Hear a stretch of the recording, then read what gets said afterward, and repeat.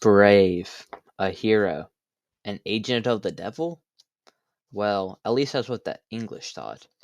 Why? Well, before we can get to that, we need to start where this all began.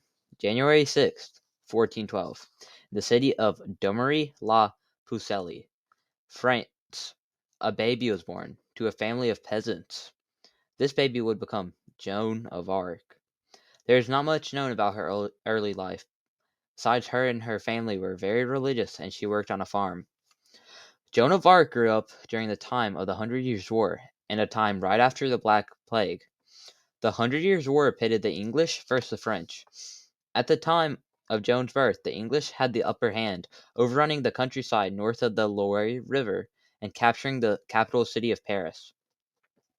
8 years later, in 1420, a peace treaty disinherited Charles of Valois, the crown prince of France, and named England's Henry V as the ruler of both countries. When Joan was young, armed Burgundians rode into Domery. Women and children fled, running for the fortress in the hills. The survivors huddled within the safety of the thick stone walls, far from the sounds of the victims' screams and the burning of the village. Soon after this, at 13 and a half, Joan claimed she started hearing voices from gods to help her govern her conduct. During this time in medieval France, people held a lot of stock in dreams, and Joan's father had a dream that she rode off on a horse with a man. The only women who did this at the time were prostitutes. Out of fear of this happening, Joan's father arranged a marriage for her at the age of 16, a marriageable age at that time. Joan defied her father's wishes and pled to never wed. This defying her father at such a young age just shows how confident she was. The confidence roots from her beliefs she's obeying the gods' commands. Around this time, she began hearing voices and having visions of her saving France and helping Charles the Crown Prince become king. Realizing to fulfill her mission, she needed to leave home. She made plans to leave Domery. She convinced her uncle to take her to the neighboring town of Vaucluse. Once there, she approached the magistrate Robert de Baudricourt and told him God desired him to accompany her to Chinon, the castle where Charles the Crown Prince lived. After speaking with him 3 times, he finally agreed.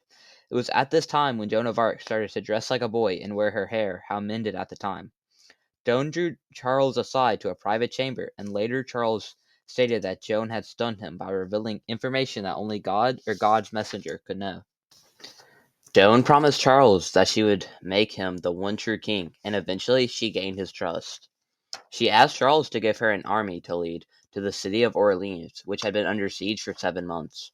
Charles made the astonishing decision to name Joan captain of war and send her into battle.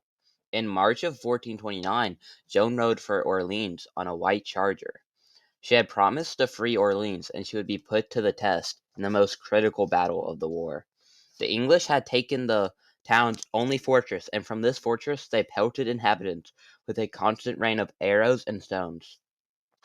When Joan reached Orleans, she met with Dunois, the man in charge of military operations.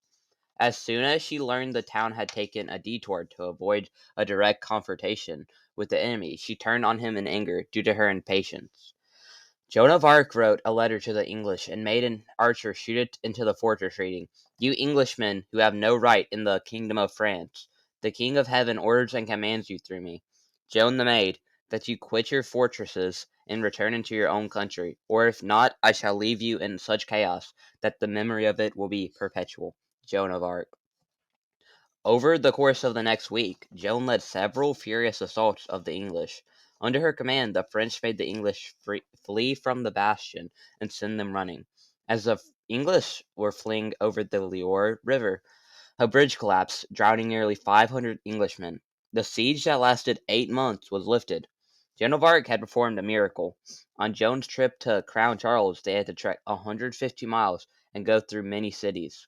Some opened their gates, others had to be taken by force. On July 17th, 1429, Joan had achieved her goal and crowned Charles as king. Joan had wanted to take Paris back from the English, but when she arrived, French was already fortified, and the attack was an embarrassing failure. Charles thought the military defeat was a sign that God was no longer with her.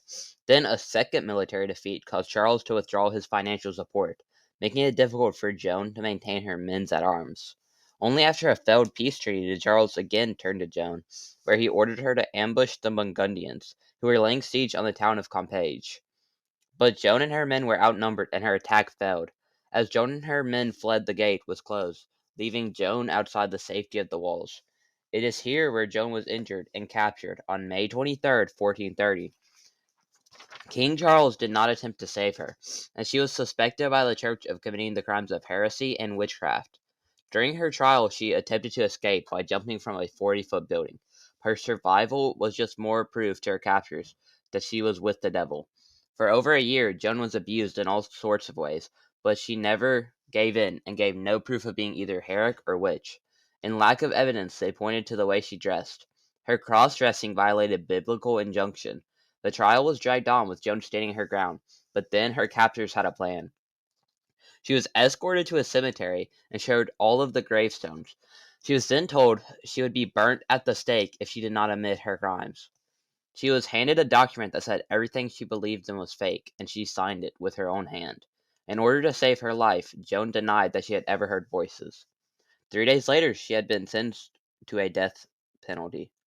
On the morning of May 30th, 1431, Joan was taken on a cart to be executed. She was burnt at the cross at the age of 19. It was said that her ashes were scattered in a lake to extinguish the last of her power. In truth, however, her death did little to extinguish that power. The siege of Orleans was a turning point in the war, and she motivated the French to fight harder.